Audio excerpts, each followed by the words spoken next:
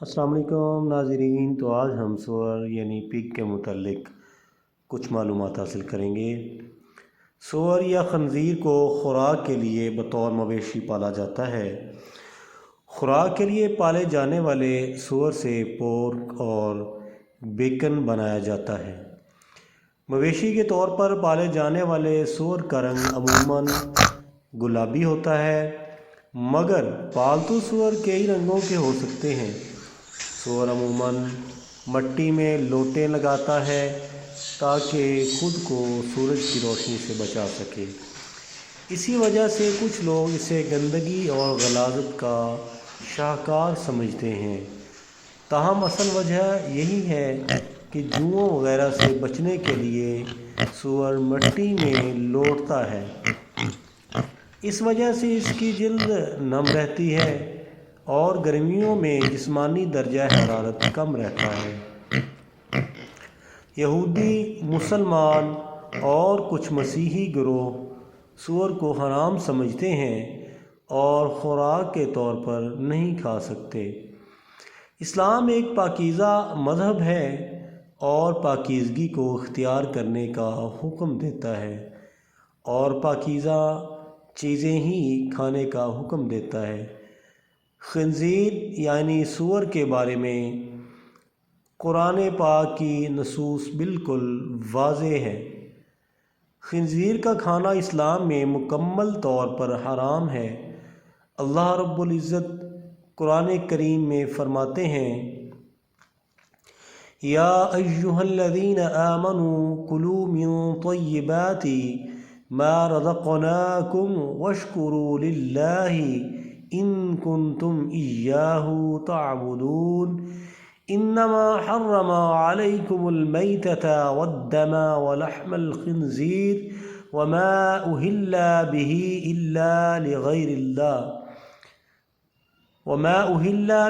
لغیر اللہ فمن اضطر غیر باغ ولا عاد فلا اثم علیہ ان اللہ غفور رحیم۔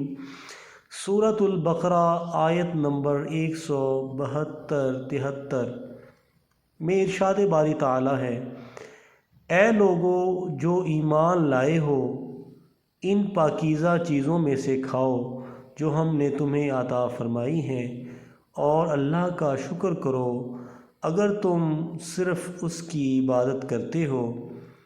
اس نے تو تم پر صرف مردار اور خون اور خنزیر کا گوشت اور ہر وہ چیز حرام کی ہے جس پر غیر اللہ کا نام پکارا جائے، پھر جو مجبور کر دیا جائے، اس حال میں کہ نہ بغاوت کرنے والا ہو اور نہ حد سے گزرنے والا، تو اس پر کوئی گناہ نہیں ہے۔ بے شک اللہ بے حد بخشنے والا، نہایت رحم والا ہے۔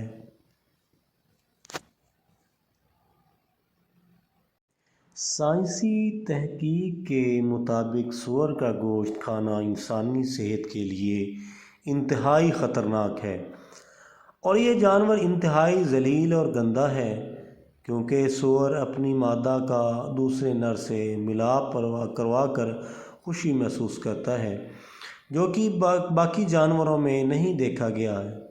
سور کی خوراک گندگی اور غلاظت ہے۔ اس کے سامنے صاف چیز بھی رکھ دی جائے تو یہ اسے نہیں کھاتا، اور گندگی یا غلاظت نہ ملنے پر یہ اپنی غلاظت خود کھا لیتا ہے۔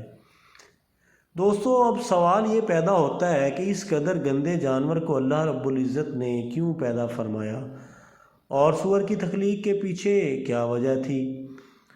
حضرت عبداللہ بن عباس رضی اللہ تعالیٰ نے ایک حدیث مبارکہ کو روایت کرتے ہوئے فرمایا کہ جب حضرت عیسیٰ ابن مریم علیہ السلام کے حواریوں نے آپ علیہ السلام سے کہا کہ اے عیسیٰ، آپ ہمارے لیے کسی ایسے انسان کو زندہ فرما دیجئے جو ہمیں حضرت نوح علیہ السلام کی کشتی کے متعلق درست معلومات فراہم کر سکے، تو حضرت عیسیٰ علیہ السلام نے تھوڑی سی مٹی کو اٹھایا اور فرمایا کہ یہ مٹی حام بن نوح کی مٹی ہے۔ پھر آپ علیہ السلام نے اس مٹی پر اپنا عصا مارا تو ایک بوڑھا شخص اٹھ کھڑا ہوا۔ جب اس کشتی نوح کے بارے میں سوال کیا، جب اس سے کشتی نوح کے بارے میں سوال کیا تو اس بوڑھے شخص نے بتایا حضرت نوح علیہ السلام کی کشتی 1200 گز لمبی اور 600 گز چوڑی تھی۔ اس میں 3 منزلیں تھیں۔ پہلی منزل میں حضرت نوح علیہ السلام اور تمام جانور موجود تھے، دوسری منزل میں انسان تھے اور تیسری منزل میں پرندے تھے۔ جانوروں کی غلاظت کی وجہ سے کشتی میں گندگی پھیل گئی اور بدبو اٹھنے لگی، جس کی وجہ سے حضرت نوح علیہ السلام بڑے پریشان ہوئے اور اللہ تعالیٰ سے دعا فرمائی تو اللہ رب العزت نے حضرت نوح علیہ السلام کی طرف وحی فرمائی اور آپ علیہ السلام کو حکم دیا کہ اے نوح، اپنے قریب کھڑے ہاتھی کی دم کو پکڑ کر ایک طرف کھینچو۔ پھر حضرت نوح علیہ السلام نے اللہ کے حکم کے مطابق ہاتھی کی دم کو پکڑ کر چھٹکایا تو 2 جانور نکلے جو کہ خنزیر نر اور مادہ تھے۔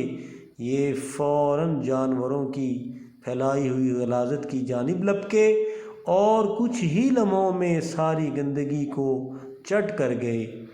ان 2 خنزیروں کی جوڑی سے ہی ان کی باقی نسل آگے بڑھی۔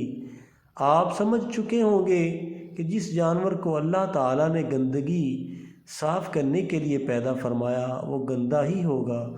سائنسی تحقیق تو آج ہو رہی ہے۔ اللہ رب العزت نے 1400 سال پہلے سے ہمیں اس جانور کی حقیقت سے آگاہ فرما دیا تھا۔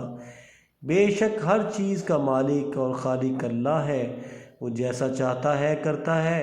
ہمیں ہر صورت اور اس کے احکامات پر سر تسلیم خم کرنا پڑے گا، اسی میں ہماری دنیا اور آخرت کی بھلائی ہے۔